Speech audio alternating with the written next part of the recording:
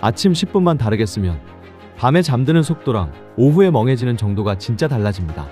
이건 그냥 동기부여 멘트가 아니라 스탠퍼드 의대 신경과학자 앤드류 허버먼이 실제로 말한 아침 루틴에서 나온 이야기예요. 오늘 기억할 문장은 딱 하나입니다. 아침 10분이 오늘 하루 뇌의 운명을 정한다. 우리가 아침에 제일 먼저 하는 행동을 떠올려보면 대부분 이렇죠. 알람 끄고 바로 휴대폰 보고 아무 생각 없이 커피 한 잔 들이키고, 그런데도 머리는 계속 뿌옇고 몸은 안 깨요. 이게 의지가 약해서가 아니라 뇌를 깨우는 순서를 완전히 반대로 하고 있기 때문입니다. 허버먼은 이렇게 말합니다. 눈 뜬 뒤 30에서 60분 안에 가능하면 밖에 나가서 직접 햇빛을 5에서 10분 정도 보는 것이 하루 컨디션과 밤 수면의 기초를 만든다. 여기서 중요한 포인트는 두 가지예요. 첫째, 유리창 너머로 들어오는 빛 말고 실제 야외에 빛이어야 한다는 것. 둘째, 맑은 날은 5에서 10분이면 충분하지만 흐리거나 비 오는 날은 10에서 20분 정도는 있어야 한다는 것. 아침 햇빛이 눈으로 들어오면 몸 안의 시계가 지금이 낮이구나 하고 리셋됩니다. 그때 분비되는 코르티솔이 낮 동안의 집중력, 기분, 면역, 대사에 영향을 주고, 반대로 밤에는 멜라토닌 분비 시간을 자연스럽게 당겨줘요.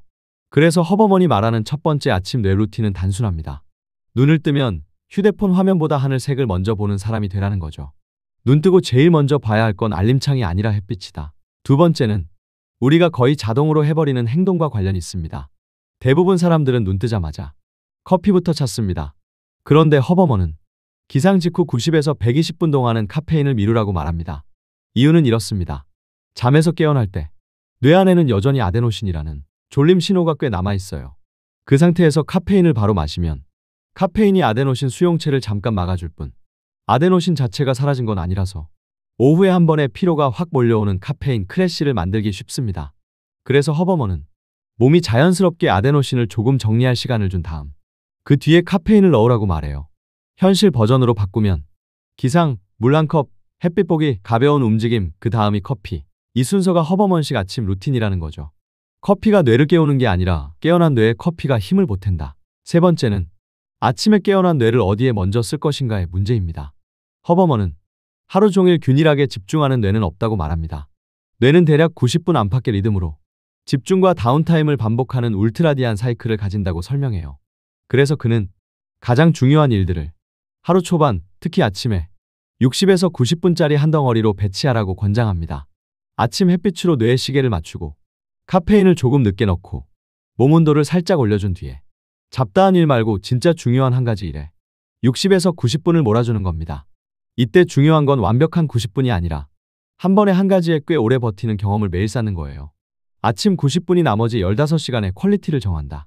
정리해보면 허버먼이 실제로 말한 아침 뇌리셋 루틴은 생각보다 단순합니다. 하나, 기상 후 30에서 60분 안에 5에서 10분 정도 직접 햇빛 보기. 둘, 기상 후 90에서 120분은 카페인 미루기. 셋, 그 뒤에 60에서 90분 가장 중요한 일에 몰입하기.